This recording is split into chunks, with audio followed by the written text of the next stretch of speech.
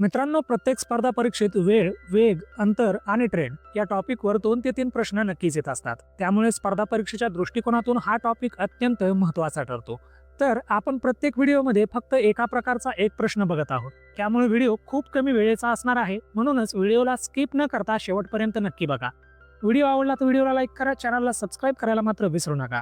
चला बघूया प्रश्न कोणता आहे. तर प्रश्न असा आहे की एका ट्रेनची लांबी ही 150 मीटर असून ती एका 200 मीटर लांबी असलेल्या बोगद्याला 10 सेकंदात ओलांडते. तर त्या ट्रेनचा वेग किती असेल ते. तर मित्रांनो, या प्रश्नामध्ये आपल्याला ट्रेनची लांबी, बोगद्याची लांबी आणि वेळ दिलेला आहे. आता बघा, ट्रेनची लांबी आणि बोगद्याची लांबी म्हणजे अंतर होईल. म्हणून आपल्याला जी दिलेली माहिती आहे ती अशी: अंतर किंवा लांबी किंवा डिस्टन्स बरोबर 150 अधिक 200 बरोबर 350 मीटर. वेळ हा 10 सेकंद दिलेला होता आणि आपल्याला काढायचा आहे वेग. आपल्याला या प्रश्नाचं उत्तर शोधण्यासाठी एक साधा आणि सरळ फॉर्म्युला वापरायचा आहे: अंतर बरोबर वेग गुणिले वेळ.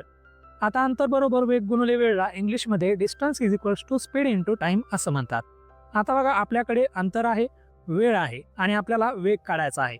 आता आपल्याकडे अंतर आणि वेळ या व्हॅल्यू आहेत, म्हणून दिलेल्या व्हॅल्यू आपल्याला अंतर बरोबर वेग गुणिले वेळ किंवा distance is equals to speed into time या फॉर्म्युलामध्ये जशा तशा ठेवायच्या आहेत. म्हणून आपल्याला इक्वेशन किंवा समीकरण भेटलं: 350 मीटर बरोबर वेग, वेग आपल्याला माहित नाही म्हणून वेग जशाला तसं घेतलंय, गुणिले 10 सेकंद.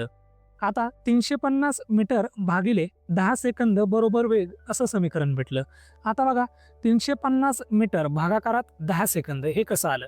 तर गुणाकारात जे 10 सेकंद आहेत ते 350च्या साईडला गेले, त्यामुळे ते छेदस्थानी आले. म्हणून आपल्याला समीकरण भेटले की 350 मीटर भागाकारात 10 सेकंद बरोबर वेग.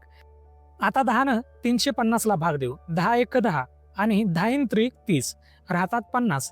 मग 10 पुन्हा 50ला 5चा भाग जातो, म्हणून 10 350ला 35चा पूर्ण भाग गेलेला आहे. म्हणून 35 बरोबर वेग असं मिळालं. आता आपल्याला 35 मीटर प्रति सेकंद हा वेग मिळालेला आहे. म्हणून या प्रश्नाचं शेवटचं उत्तर असेल 35 मीटर प्रति सेकंद हा त्या ट्रेनचा वेग असेल. मित्रांनो, व्हिडिओ आवडला तर व्हिडिओला लाईक करा आणि हो, चॅनलला सबस्क्राईब करायला मात्र विसरू नका. Thanks for watching.